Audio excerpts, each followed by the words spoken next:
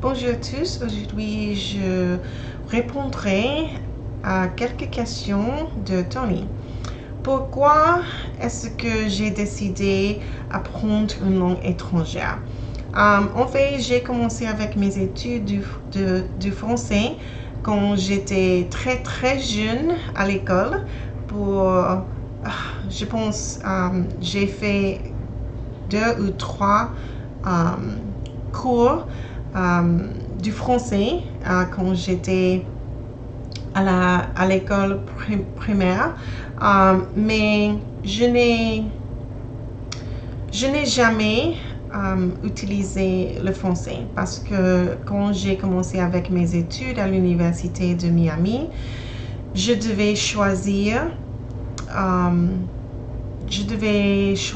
une langue étrangère à apprendre dans l'université et j'ai choisi l'espagnol parce qu'il y avait beaucoup de gens qui parlaient l'espagnol en Miami et je pensais ce n'était pas une très bonne idée de continuer avec mes études du français et pour cela j'ai commencé avec mes études d'espagnol. Mais après l'université, parce que j'ai fait seulement 2 cours, je pense 2 cours seulement d'espagnol à l'université de Miami. Et après, je n'ai jamais utilisé l'espagnol pendant les dernières 20 ans, je pense. J'ai dû parler un peu avec les patients quand j'avais mon travail à Mercy Hospital en Miami où beaucoup de gens parlaient l'espagnol, mais c'était seulement pour communiquer quelques petites choses comme si un patient fait mal ou fait douleur ou quelque chose comme ça, mais je n'ai pas eu l'opportunité de parler beaucoup avec les gens et ce n'est pas quelque chose que je devais faire. Mais l'année dernière, j'ai commencé de nouveau avec mon apprentissage d'espagnol et après 6 mois des études, j'ai décidé de commencer de nouveau avec le français. Parce que je suis infirmière et il y a beaucoup de gens maintenant dans l'hôpital où je travaille qui parlent seulement l'espagnol ou le français, mais il y a beaucoup de gens qui parlent l'espagnol et je pense que c'est la raison que j'ai commencé au début avec l'espagnol. Et après 6 mois des études, j'ai trouvé beaucoup de gens sur cet défi qui parlaient plusieurs langues et j'ai pensé c'est quelque chose que je peux faire aussi parce que il y a des gens quelquefois qui parlent le français à mon travail. Et pour cela, j'ai décidé de commencer avec l'espagnol et le français pour mon plaisir et pour mon travail aussi.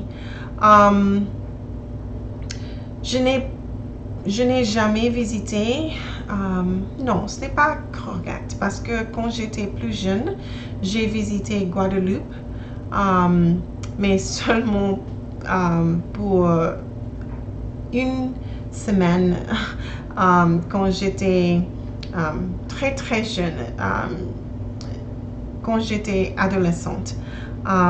Mais dehors de Guadeloupe, je n'ai jamais visité, par exemple, Canada ou Paris ou quelques autres pays où les gens parlent français comme langue maternelle. Mais j'espère cet été, je vais aller au Canada avec mes filles pour les vacances. Et j'espère dans 2 ans, je voudrais visiter aussi France, la France. Et c'est tout pour le pays que je voudrais visiter qui parle français comme langue maternelle. J'espère aussi dans 2 ans, je peux visiter l'Espagne. Et il y a des autres pays où je voudrais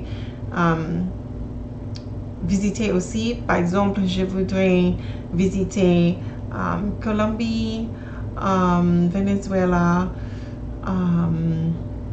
Équateur, parce que j'ai quelques amis dans cet pays maintenant et je voudrais les visiter. J'ai commencé avec mes études d'espagnol et le français en utilisant de nouveau, quand j'ai commencé de nouveau, j'ai commencé en utilisant des livres audio avec les livres de papier pour écouter et lire en même temps, et j'utilisais aussi l'internet, tous les sites web, les vidéos en YouTube pour étudier de nouveau les langues.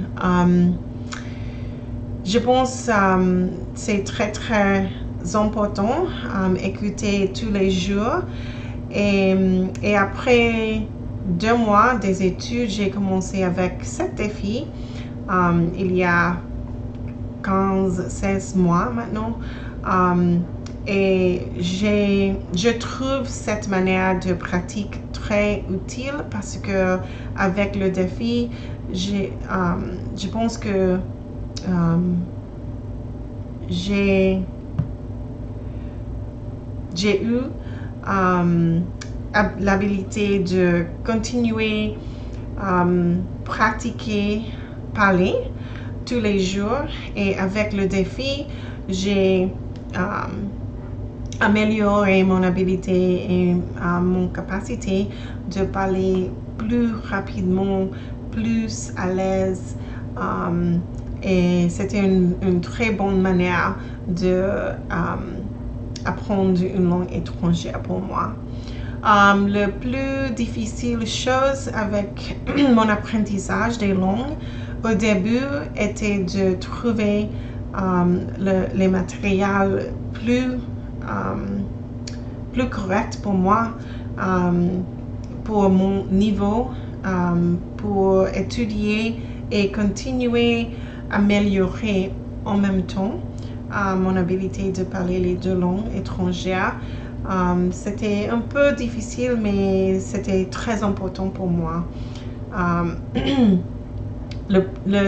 Et après cela, la chose la plus difficile est entendre ou comprendre les gens qui parlent la langue comme langue maternelle, parce qu'ils parlent très très vite et il y a des mots argot quand ils parlent, et si on ne parle pas souvent avec les gens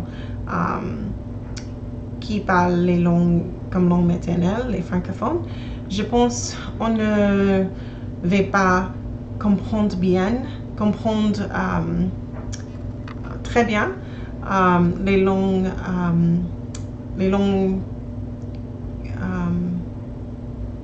par exemple sur YouTube ou sur les films, parce que les gens parlent très vite et ils corrigent les mots et ils utilisent beaucoup des mots argot, et c'est le plus difficile pour moi.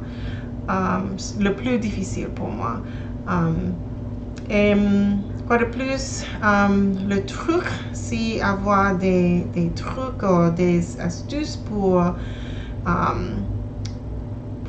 m'aider à apprendre plus efficacement. Quand j'ai commencé avec les cours, avec un professeur ou quelques professeurs, j'ai trouvé que mon habilité de parler améliorait plus rapide parce que j'ai commencé par moi-même mes études et pour moi c'était très bien parce que j'ai trouvé le temps de enfoquer avec le vocabulaire et avec le son, le sound, je ne sais pas si c'est le mot correct, mais le sound des langues, des deux langues. Quand j'ai commencé, c'était très important pour moi. Et après un peu de temps, après un peu de temps d'apprentissage, j'ai commencé de parler avec les autres, et après avec un professeur. Quand j'avais un peu plus de confiance et un peu d'informations dans mon cerveau, j'ai eu la confiance de continuer mes études avec un professeur quand j'ai trouvé le point où je ne pouvais pas continuer par moi-même. Et parler tous les jours, c'est le truc le plus important. C'est très important de pratiquer tous les jours en écoutant et en parlant pour moi. Et je pense que c'est tout pour aujourd'hui. Merci. À bientôt. Ciao.